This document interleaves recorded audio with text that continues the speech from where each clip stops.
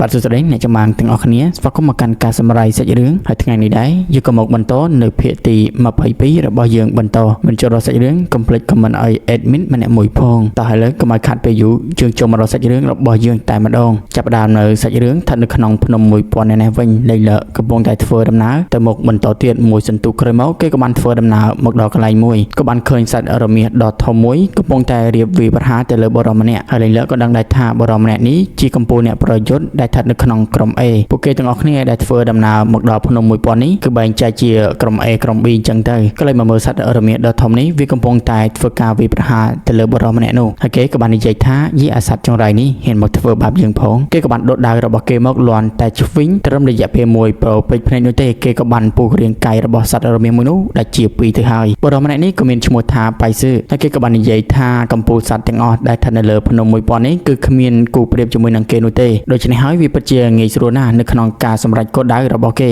ឃើញបែបនេះលេងលក៏បានដឹងថាវិជាគុណរបស់គេគឺមិនធម្មតានោះទេគេគួរណាតែវាប្រហារទៅលើគេមុនតែម្ដងនៅពេលដែលលេងលដកដៅរបស់គេមកបៃស៊ឺហាក់បីដូចជាដឹងសំឡេងស្នូតដៅរបស់លេងលនៅពេលដែលគេបោះចំហ៊ានឈប់នោះសត្វអន្ត្រីមួយក៏បានចាប់គេហោះឡើងទៅលើអាកាសបាត់ទៅសេចរឿងក៏បានកាត់មកនៅកន្លែងលីនហ្វាំងនេះវិញសត្វខ្យាដំរីទាំងអស់វាកំពុងតែធ្វើដំណើរសម្ដៅមករកពួកគេប្រតិចាជូក៏បាននិយាយតាក់ទងជាមួយនឹងសត្វខ្យាដំរីមួយនេះវាពិតជាមានពើខ្លាំងណាស់ហើយបើសិនជាត្រូវវាខំរយៈពេល5នាទីប៉ុណ្ណោះវាអាចធ្វើឲ្យយើងស្លាប់បានដូច្នេះហើយពួកយើងគួរណាតែប្រុងប្រយ័ត្នទាំងអស់គ្នាលីនហ្វាំងក៏បាននិយាយថាមិនចាំបាច់ខ្វល់នោះទេទុកឲ្យខ្ញុំជាអ្នកដោះស្រាយបញ្ចេញនឹងកំភ្លើងវេទមន្តរបស់គេចេញមកគេក៏បានតម្រង់រៀបនឹងបាញ់សត្វខ្យាដំរីទាំងនោះក៏ប៉ុន្តែក៏មានលឺសំឡេងមួយដ៏ចម្លែកហើយសំឡេងមួយនេះវាហាក់បីដូចជានិយាយចេញពីរាងកាយរបស់លីនហ្វាំងនៅពេលដែលសំឡេងមួយនេះបំលឺឡើងសត្វខ្យាដំរីទាំងនោះវាក៏បានថយក្រោយទាំងអស់តែម្ដងខណៈពេលនោះសោឈៀនដែលជាអធិរាជអមតៈក៏បាននិយាយថាវាគឺជាការប្រែប្រួលតាក់ទងជាមួយនឹងវិញ្ញាណប្រយុទ្ធរបស់លីនហ្វាំងនេះគឺដោយសារតែកម្លាំងរបស់លីនហ្វាំងគឺលើសមួយភាគដូច្នេះហើយលីនហ្វាំងក៏អាចគ្រប់គ្រងជាមួយនឹងធម្មពលរបស់វាបានផងដែរឃើញបែបនេះដូចជនណែវិញគេហាក់បីដូចជាដឹងតាក់ទងជាមួយនឹងសំឡេងមួយនេះហើយគេក៏បានសរសើរទៅកាន់លីនហ្វាំងថាសំឡេងស្ដេចញេករាជមួយនេះក៏ធ្វើឲ្យសត្វសេរីពុយទាំងអស់ខ្លាចរអាលីនហ្វាំងតែម្ដងលីនហ្វាំងក៏បានសួរទៅកាន់ពួកគេទាំងអស់គ្នាតែមាននរណាម្នាក់ឮសំឡេងមួយនេះទេពួកគេគឺមិនបានឮសំឡេងអ្វីនោះទេគឺមានតែលីនហ្វាំងតែម្នាក់គត់ឮសំឡេងមួយនេះហើយព្រឹទ្ធាចារ្យចៅក៏បានប្រាប់ឲ្យលីនហ្វាំងហ្នឹងនិយាយពីអ្វីដែលគេបានឮហើយសំឡេងមួយនេះគឺឮមិនច្បាស់នោះទេក៏ធ្វើឲ្យលីនហ្វាំងមិនដឹងថាវាមានន័យយ៉ា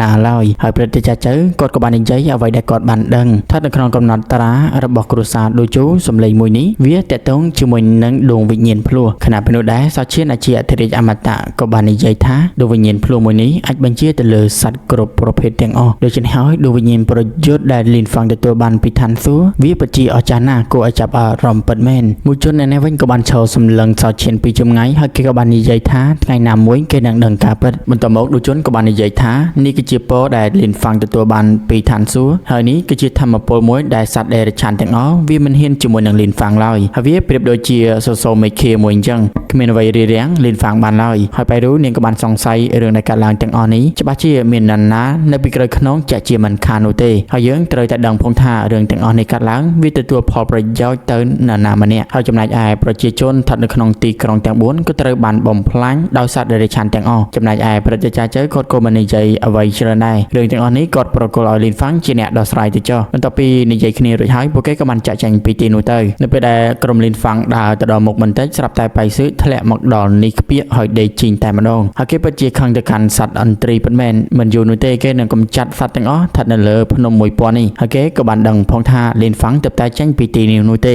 េដូច្នេះហើយគេតាំងចិត្តថានឹងកំចាត់លីនហ្វាំងតតែបានបៃស៊ឺក៏បានវាយដើមឈើនៅក្បែរគេមួយដៃស្រាប់តែមានឃ្មុំមួយសម្បុកធ្លាក់ពីលើដើមឈើមកខ្ពៀកហើយវាក៏បានដេញតិចបៃស៊ឺតែម្ដងហើយយើងក៏បានឃើញថាអវត្តមានលេងលក៏ស្ថិតនៅទីនោះផងដែរសាច់រឿងក៏បានកាត់មកនៅកន្លែងសុងយីនេះវិញក៏ត្រូវបានយិនយេដាក់ទារុណកម្មគេយ៉ាងខ្លាំងដោយសារតែសុងយីនឹងធ្វើឲ្យបែកការរឿងទាំងអស់ចំណែកឯដាឈួនកំពុងតែឈើមើលនេះវិញគេក៏បានលាន់មាត់ថាឃើញយិនយេនឹងអត់មាត់ទេក៏ប៉ុន្តែនៅពេលនេះគេច្បាស់នឹងភ្នែកហើយគិតថាយិនយេនឹងគឺជាមនុស្សបែបណានៅពេលនោះសុងយីក៏បាននិយាយហេតុផលប្រាប់ទៅយិនយេរឿងដែលកើតឡើងទាំងអស់ក៏ប៉ុន្តែយិនយេគេមិនស្ដាប់អ្វីឡើយក៏បានដាក់គេមួយជើងបាត់មាត់ឆឹងតែម្ដងសំណាងហើយដែលគេវាយសុងយីមិនឲ្យស្លាប់នោះត្រឹមតែពិការគឺគ្រប់គ្រាន់ហើយបន្តមកយិនយេក៏បានយកផ្លែអមតៈនោះដាក់នៅលើដីដែលស្ថិតនៅ ពីមុខរុនដ៏ធំមួយសន្ទុះក្រោយមកសត្វចម្លែកដែលស្ថិតនៅក្នុងរុននោះក៏បានចេញមកវាយប្រហារទៅលើយិនយេ